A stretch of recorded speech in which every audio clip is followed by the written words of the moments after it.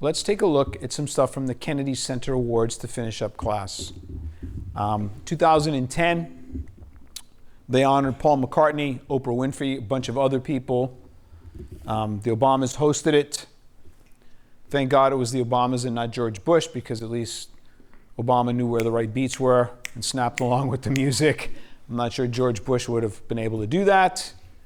And there's two parts that go to this, two parts of the video. Have you seen this?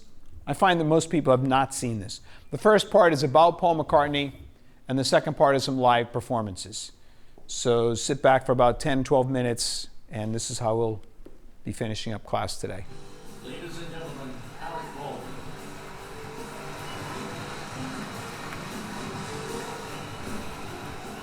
You know, when you think about it, it's kind of a miracle that Paul McCartney has made it this far. He's alive. A big-time solo career wasn't just handed to him like some lucky America's Got Talent contestant. He had to earn it. All those early years slogging through groups like the Quarrymen, Johnny and the Moondogs, the Silver Beatles, and finally, the plain old Beatles. I can't begin to tell you how awful those early years were. With the Beatles, Paul was forced out of the friendly intimacy of clubs and made to perform in ever larger spaces. No, wait. You have to see this to believe it. Places normally reserved for baseball games, bullfights, papal masses. And then things turned really, really bad. The Beatles were assaulted by throngs of hostile young female gang members. The police had to be called in to protect them. The National Institutes of Health called the epidemic Beatlemania. There was no cure.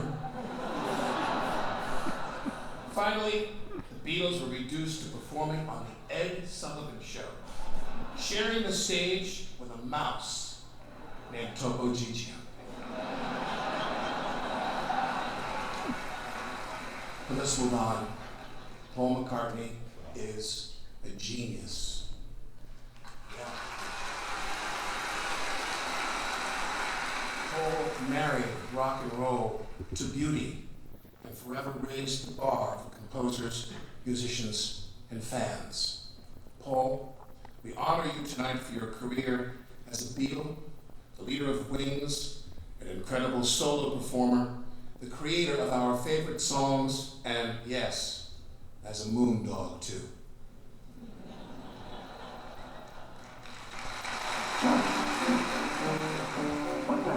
My dad used to play piano, and he would play Paul Whiteman and Stairway to Paradise of Chicago. So through him, I always loved that kind of music. For my birthday, he once bought me a trumpet. I went back to the shop and traded it in for a guitar. Breaks my heart since I play trumpet. And Paul knew every song. A boy named Leonard was playing at a church fair. Paul sang his way right into his band.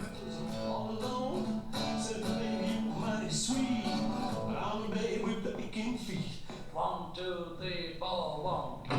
John and I used what was the dining room to rehearse and to write songs. We finished off She Loves You there and played it to my dad.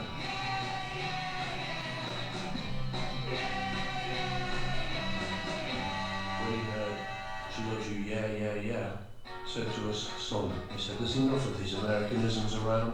Couldn't you just say yes, yes, yes? They wrote all day and played all night, working the sound, finding the look, becoming the Beatles. You know I love you. They rocked their way from underground clubs to Buckingham Palace. Then America. Ladies and gentlemen, the Beatles!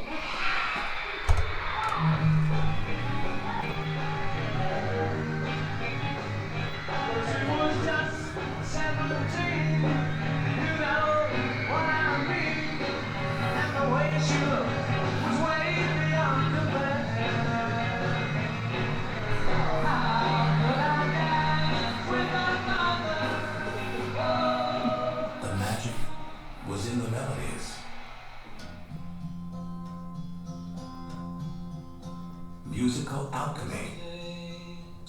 the entire world was singing at the same time.